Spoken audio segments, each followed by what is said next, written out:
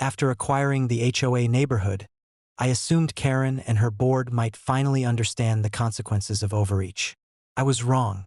Their next scheme involved my lake, an irreplaceable centerpiece of the ranch. One morning, I received a notice that the HOA intended to drain the lake, citing flood risk and potential danger to neighboring properties. According to them, my beautiful, tranquil lake was a threat that needed to be neutralized immediately. I read the notice with a mixture of disbelief and amusement. Ranger, ever observant, tilted his head as if asking what we were going to do this time. The idea that a group of bureaucrats, now technically my tenants, could attempt to manipulate natural resources on my property was absurd. But absurdity was the perfect opportunity for strategy. I immediately mobilized. First, I confirmed that the lake, its banks, and surrounding wetlands were entirely on my land. Legally, the HOA had no authority to alter water levels or access without my consent. But I decided the situation required more than legal letters. It required a decisive, strategic response. I began by reviewing the lake's drainage and access infrastructure. The HOA had no control over the pumps, gates, or valves, all of which I had personally installed and monitored. I ensured every mechanism was secured, reinforced, and remotely accessible. In addition, I installed surveillance and monitoring systems around the perimeter, ensuring that any attempt to interfere would be instantly detected and documented. Meanwhile, I reached out to environmental authorities and local media, subtly emphasizing that the lake was home to protected species and critical wetlands. Any unauthorized interference could trigger severe fines and regulatory action. I knew this would make the HOA think twice about touching even a single drop of water. The HOA, oblivious to the full extent of my preparations, arrived one morning with engineers, contractors, and official notices to drain the lake. Karen, clipboard in hand, attempted to assert authority, pointing to regulations, flood maps, and speculative risk assessments. I greeted them calmly at the edge of the water. "Good morning," I said, nodding politely. "I see you've brought your team. How nice of you to visit my property. May I ask who authorized access to the lake?" Karen sputtered, citing bylaws, community safety, and her imagined right to act. I listened, nodding politely, all the while ensuring my security cameras and drones captured every word, gesture, and movement. It was all evidence for the inevitable legal and public fallout. Then came the countermeasure. I activated the remote gates and sluices I had installed weeks earlier. The valves controlled water flow in a way that the HOA could not predict.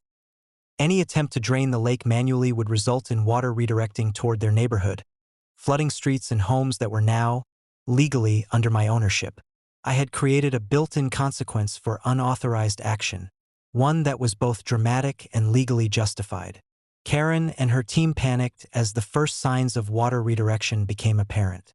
Engineers shouted, trying to regain control, but every action triggered more automated protections. Within minutes, the HOA members realized they had walked into a trap of their own making. The very lake they sought to drain now threatened to impact the neighborhood they had once claimed as theirs, all under my legal control. I calmly stood at the shore, Ranger at my side, and said, "You see, the lake is entirely mine. Any interference without authorization is not just trespassing. It now carries the risk of damage to your own properties. I suggest you reconsider your strategy." Karen's face turned red with fury and embarrassment.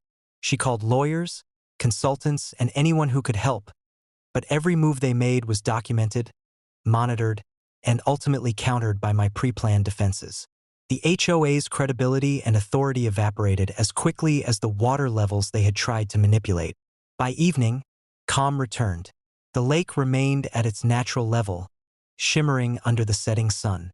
Ranger patrolled the perimeter, ensuring that no one attempted further interference.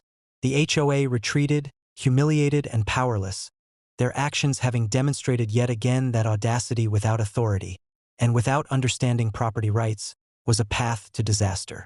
In the days following, I sent formal notices to the HOA members, outlining the legal consequences of any further action, supported by photos, videos, and environmental reports.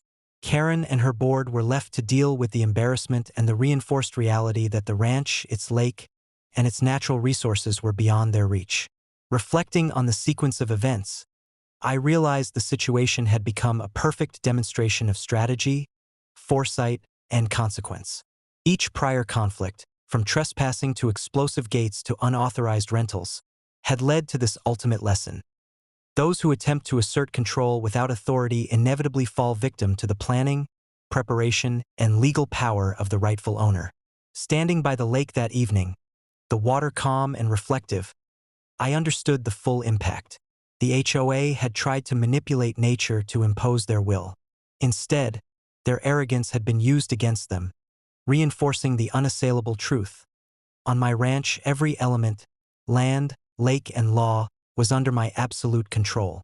Ranger barked once, and I knew the lesson had been firmly, irrevocably taught.